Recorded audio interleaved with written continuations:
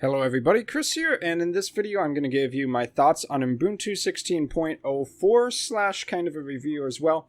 So one of the main things that separates Ubuntu, at least the later versions, away from other Linux distributions is the Ubuntu Software Center. So at some point in time they decided, hey, installing things on the terminal is fine, but not every single user of Linux is going to be very savvy with that. So if you are used to installing apps on a platform like Windows or Mac, you can try the Ubuntu Software Store in order to grab many of your packages. So if you need to install something like, let's say, GIMP or the GNU Image Manipulation Program, you can simply search for that inside of here. Now it's going a little bit slow, and that's just because of my internet today. But yeah, you can search in there and you'd be able to find many of the applications that you can install inside of Linux. So to kind of demonstrate that, I'll click on FileZilla and we'll hopefully see it pop up here. Yep, and then if we wanted to install that, it's just one button. You have to type in your password because you need to be an administrator in order to install it. But then you have it installed. You didn't have to run any Linux terminal commands at all. And that's a big difference. Other distros don't really have that so much. Now, Linux and Ubuntu as well Ubuntu is Linux, of course, is pretty resource efficient, especially if you're comparing it to later versions of Windows, like everything after XP. If I go ahead and run the top command, we can kind of see how things are running on my computer. I have a few apps open, like OBS, which, of course, is taking up the largest percentage of my memory and one of my CPUs as well. But generally speaking, when you have apps open on Linux, they're very memory efficient. So I can have a bunch of apps open, and I have 8 gigabytes of RAM on my computer, but even then, it's only taking up 20,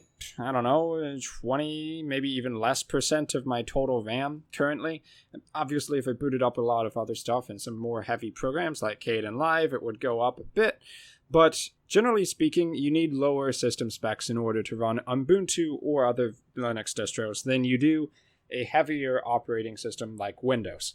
So that's really cool, especially if you have a weaker system. You might notice a huge performance increase by using Ubuntu.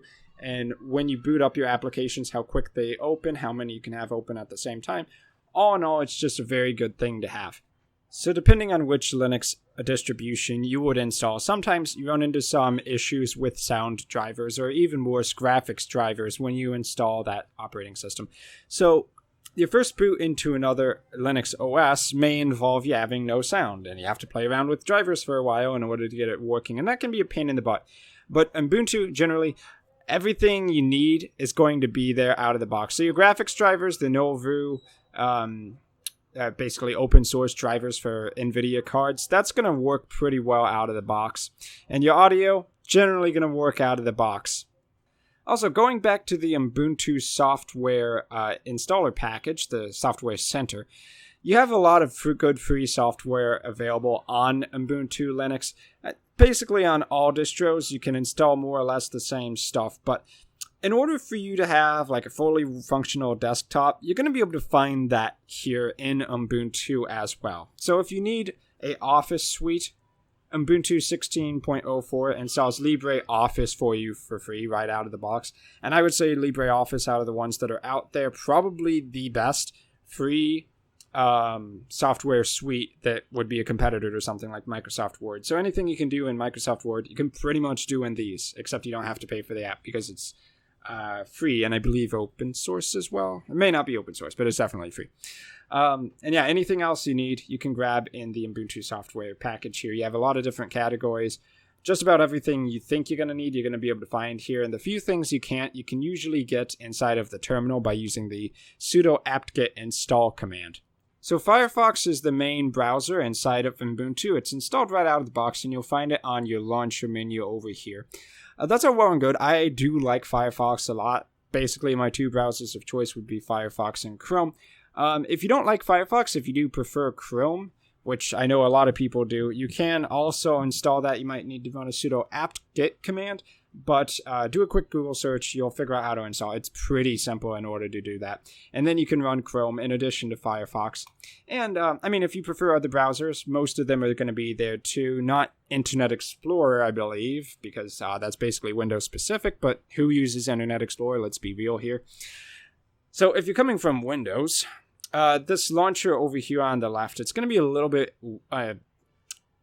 it'll take a little while to get used to it anyway. It's not necessarily weird, because it does kind of serve the same purpose as the Windows taskbar in that you can pin different apps to this left-hand terminal. Like in Windows, you have the terminal on the, the taskbar on the bottom. So that works the same way, just pinning the apps you want there for a quick load.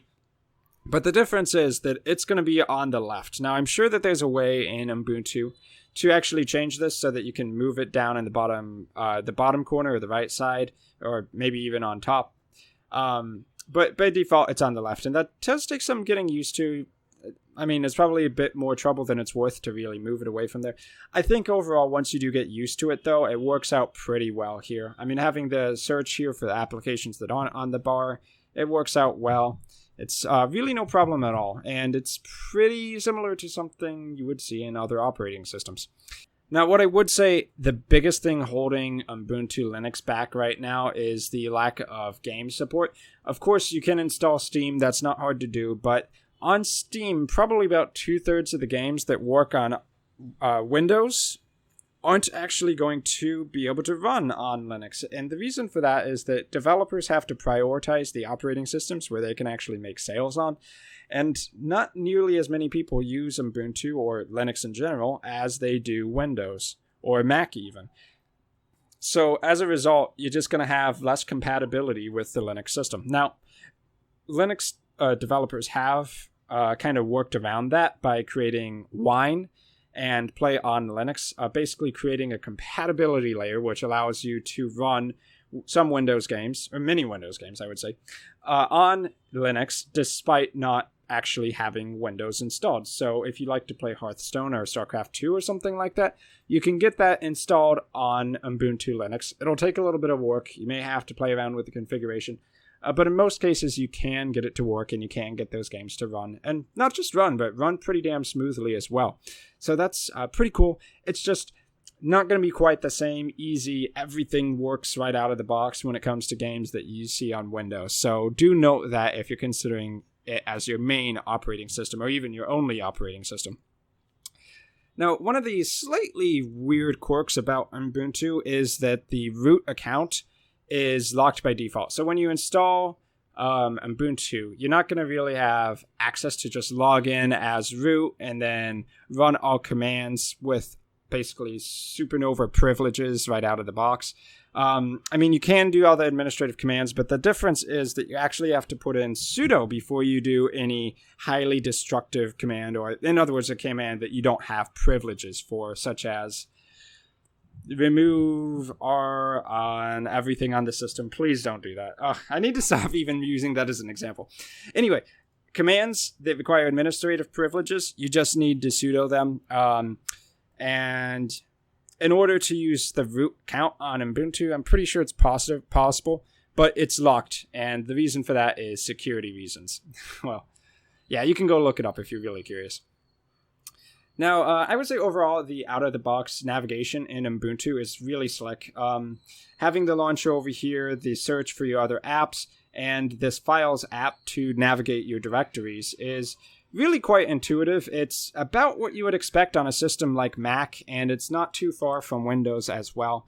So basically having those components of the GUI interface makes it so that the typical user can also get a lot of use out of Ubuntu. You don't necessarily always need to use the terminal. I'm sure at some point you'll need to open this up, whereas if you were using Windows, there may have been a time when you would never need that as an average user. But I think Ubuntu, above other Linux distros, does make it easier and smoother. You need less terminal use to do what you need to do here. Now, lastly, and maybe one of the main things that makes Ubuntu really cool for me is that the installs tend to be very clean.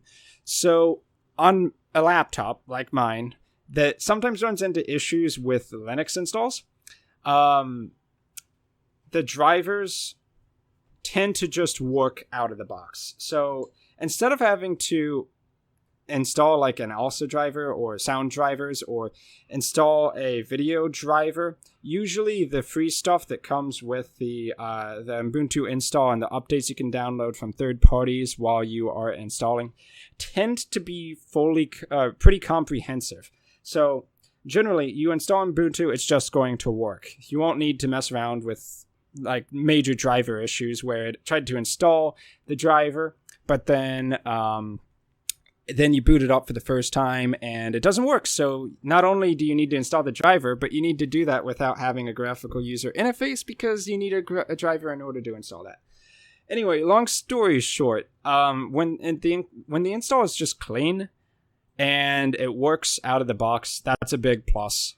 It'll give you less trouble, less of a headache, and I think that's what most users are really looking for. So if you're considering Linux as your operating system of choice, you've probably heard of Ubuntu by now, but I would definitely recommend it because it really does work just smoothly out of the box and has plenty of features that are really good for the typical user of Linux. So give it a try. I've been Chris. Thanks for watching. I hope you found this video useful, and if it was, you can consider donating down below. Would be appreciated, and I'll see you in my future videos.